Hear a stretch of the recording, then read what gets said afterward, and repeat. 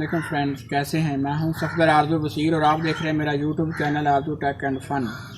پاکستان کے وزیر اعظم عمران خان نے جو امدادی پیکج کا اعلان کیا ہے اس کے آپ کے بہت ساری ویڈیو دیکھ رہے ہوں گے، لیکن ایک ایسا موضوع ہے جس پر ابھی تک کسی نے ویڈیو نہیں بنانے جا رہا ہوں کہ یہ تو اعلان کر دیا گیا ہے کہ امدادی پیکج کا، لیکن یہ آپ کو کسی نے بھی نہیں بتایا کہ آپ کو یہ رقم، یہ امداد کب آپ تک پہنچے گی۔ تو اس کے لیے یہ ہے کہ درخواست کی مکمل جانچ پڑتال ہوگی، جو کہ 31 مارچ سے آن لائن رجسٹریشن جاری ہے۔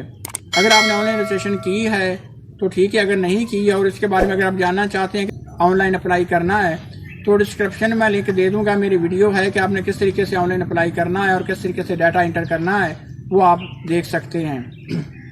رقم کی منتقلی جو ہے وہ درخواست کی جانچ پڑتال کے بعد رقم آپ تک منتقل کر دی جائے گی، لیکن سوال یہ بھی پیدا ہوتا ہے کہ رقم آپ تک کیسے پہنچی جائے گی، وہ کون سا شفاف طریقہ ہوگا کہ جس کے اوپر عمل کر کے ہر جو اس کی امداد کا مستحق ہے اس تک یہ امداد پہنچائی جائے گی۔ اس کے لیے یہ ہے کہ آپ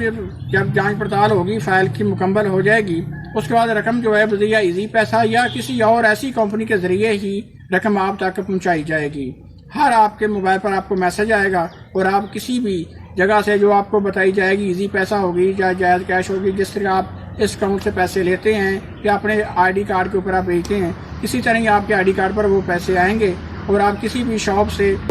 کسی بھی آن لائن شاپ سے آپ وہ پیسے نکلوا سکتے ہیں۔ آپ نے علاقے میں آپ نے بہت ساری ایسی شاپ دیکھی ہوں گی جو کہ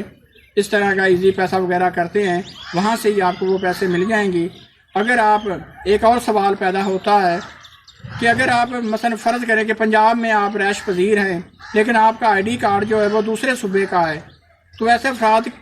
کے لیے جو ہے کہ وہ اسی صوبے میں درخواست نہیں دے سکتے۔ جہاں جس صوبے کا آپ کے پاس NIC آپ کا کارڈ ہے وہاں سے ہی آپ اپلائی کر سکتے ہیں اور وہاں پر ہی آپ کی درخواست جو ہے وہ قابل قبول ہوگی۔